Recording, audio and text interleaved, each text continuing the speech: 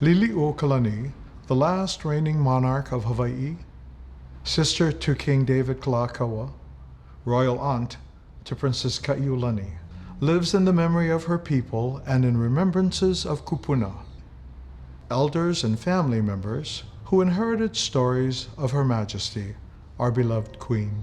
On September 2nd, 1838, Liliu Loloku Valania Veveihi Kamakaeha was born. Throughout her life, Liliu was challenged with difficult personal, family, and cultural matters that would bring those of lesser character to tears. At her baptism, she is also given the Christian name Lydia. Years later, after his ascension to the throne, her brother would designate Liliu his heir apparent, giving her yet another name, Liliuokalani, adding the honorific chiefly epithet of Okalani, of heaven, a name which she would later in life reflect was no name at all, more royal. I was destined to grow up away from the house of my parents. After birth, I was wrapped in the finest tapa cloth and taken to the house of another chief. She is an ali'i of high station, lovingly doted upon and afforded the same privileges as Bernice Pauahi. They are sisters and friends for life. Imbued with an appreciation of their heritage and culture, they learn early on the responsibilities of a high-ranking chiefess.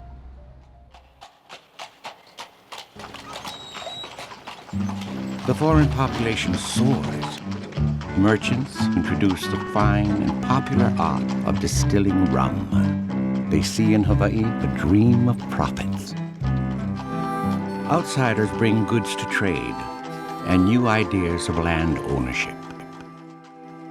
For the first time, the maka'ainana, the commoners, can purchase the land they have worked for generations, but most lose their land, selling to foreigners or failing to file legal claims for the land.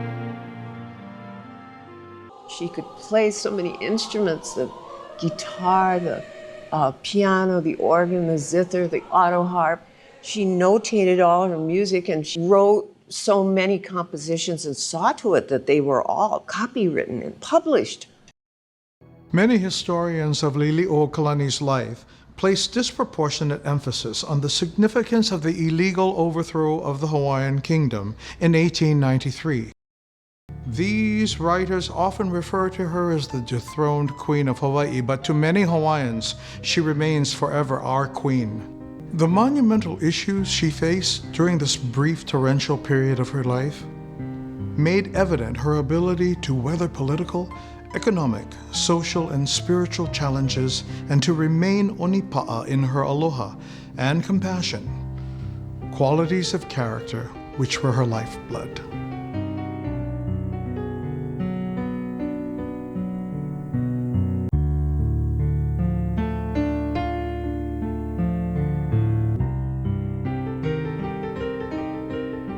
I used to find great comfort in the bits of newspaper that were wrapped around my bouquets, which were brought to me from my own garden at Uluhai Malama.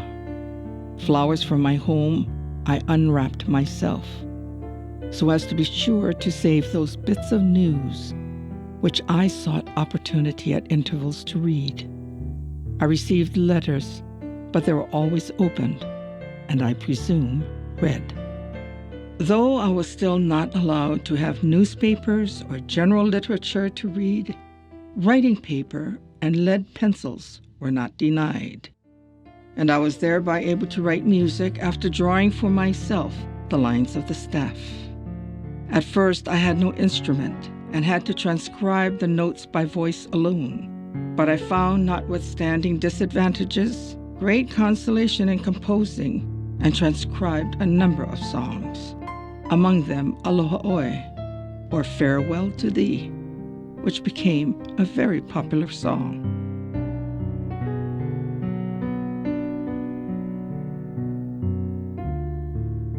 We want to talk to you today about Queen Liliuokalani. My queen. Your queen. I guess she's our queen too. Oh, yes, yes. The queen, what kind of clothing did she like to wear? Oh, she was a beautiful dresser. She was a beautiful dresser.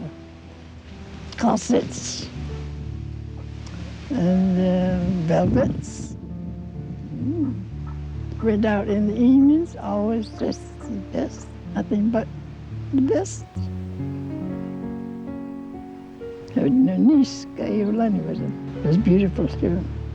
And we children loved her because she loved children. And she'd come out and play with us. And the queen used to love it, to see her enjoying the children. Very lovable, kind. When the queen was in prison, you went to visit her. I went to visit her. I happened to have this note that they wanted to have. So I walked across the street to deliver it. I went through the building, up the stairs. Nobody bothered me. I had a message for her, and the message was from England. I was just a little girl. The only sad thing that happened, she cried when I was leaving. I couldn't see that. I just wondered why did she cry? But I didn't know that she was in prison. Dearest Kaiulani, after breakfast and for the rest of the day, we are occupied in sewing fancy work or darning stockings or mending some rent-in garments, reading or composing music. And so the day goes by quickly enough. The Queen's quilt had begun as a patchwork-style coverlet in the Victorian style of silk and satin embroidery. But by the time it was completed by the Queen and her companions, the quilt became a beautiful visual work of art, a pastiche of symbols reflective of Liliuokalani's life, Hawaii's history, and that of her retainers. Hand-stitched on the quilt itself, the ladies embroidered the phrase, "Imprisoned in Iolani Palace, we began this quilt there." When I was a kid, Queen Liliuokalani came to call on my mother. This is about 1916 or 15. Of course, I was told the Queen was coming, and I was terrified, because I'd only read in fairy stories where the Queen's always chopped your head off, you know. So I was dressed up in a little sailor suit and stood at attention. She came in a big black coach, 4 black horses, and a footman, and the driver. She always dressed in black. She had apparently a long visit with my mother, and they'd met several times after that, too. And Queen Liliuokalani said to my mother, "Well, we have one thing in common." My mother said, "Well, what is that?" I said, "We both lost our country to foreigners." And my mother was from South Africa, which the British had taken over in the Boer War.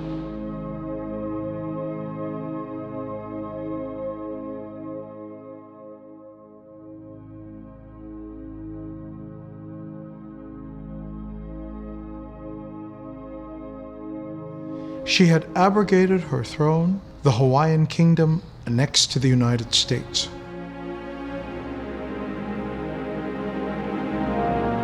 Her brother the king, her husband, her sisters Likelike and Bernice Pawahi are gone, as is Princess Kaiulani. Liliuokalani, a widow alone in a very chauvinistic world, struggles financially at her own expense to lobby the United States Congress for the return of Crown lands. Newspapers and magazines depict caricatures of the Queen as she travels from Hawaii to Washington, D.C.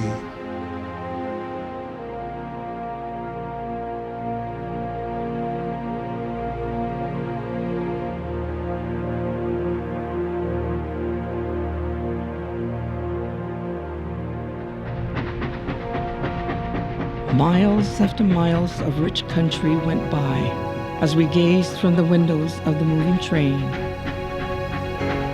And all this vast extent of territory which we traversed belonged to the United States. And there were many other routes from the Pacific to the Atlantic with an equally boundless panorama. Here were thousands of acres of uncultivated, uninhabited, but rich and fertile lands, soil capable of producing anything which grows, plenty of water, floods of it running to waste. The view and the thoughts awakened brought forcibly to my mind that humanity was the one element needed to open to usefulness and enjoyment these rich tracts of land.